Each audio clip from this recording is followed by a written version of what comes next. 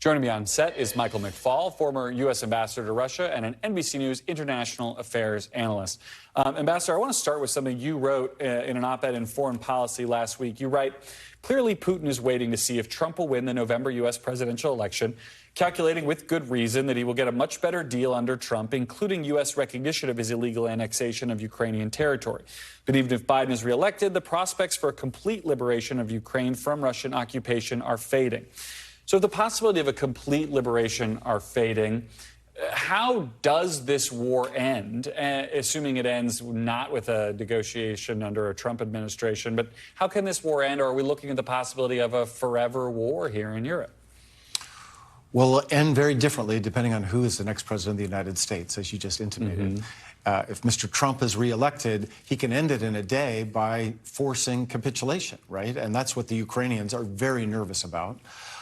If President Biden is reelected, I don't want to say we don't know how to predict wars. I think we need to be very careful about that. In year three or four... Can I ask it this way? I mean, can Ukraine still win in any meaningful way? It seems they seem very, very stuck at this point.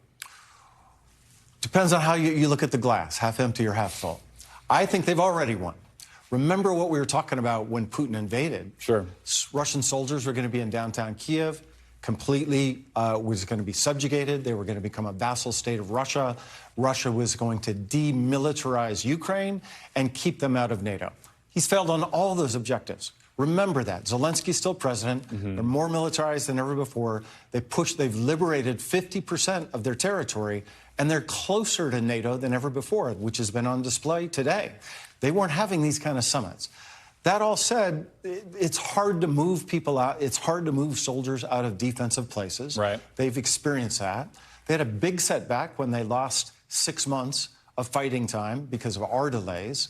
And the next big counteroffensive in their minds and their planning won't happen until the spring of 2025. That is, provided that we're still with them in 2025. And on that note, Zelensky has now started to say that the next big thing that he needs is essentially permission to use some of these U.S. and NATO-provided weapons to strike targets in Russian territory. Deeper, yes.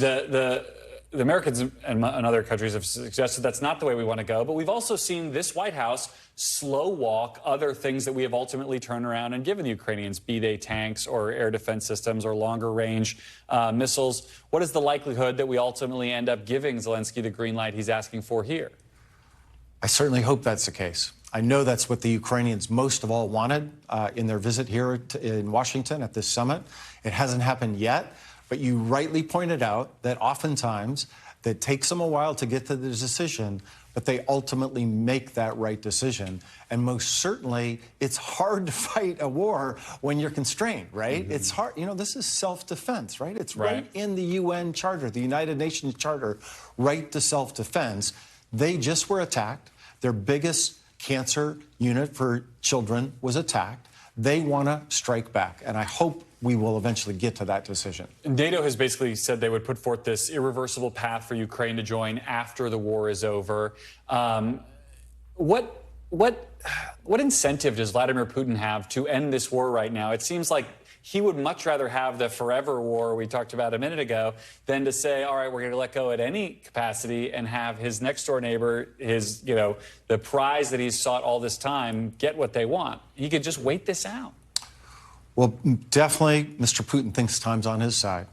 And he definitely has from the beginning. He has from the beginning. He has more firepower. He has more soldiers. He's a dictator. He doesn't have to listen to his people. And he's waiting for a new president in the United States of America. That's all on his side, on the time part. But there are two different... How is this war going to end? There are two different scenarios. Either the Ukrainians are going to push the Russians out of their territory and liberate their territory and then be free to join NATO, and Mr. Putin will be so weak he'll have nothing to say about it. Or, more tragically, it'll be a stalemate, like we were just saying. Think of the Korean War, right? They can't quite move.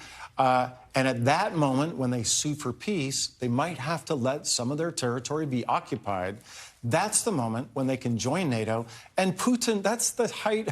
He'll be at the height of his victory. He can say, I took over this occupied territory. I annexed it.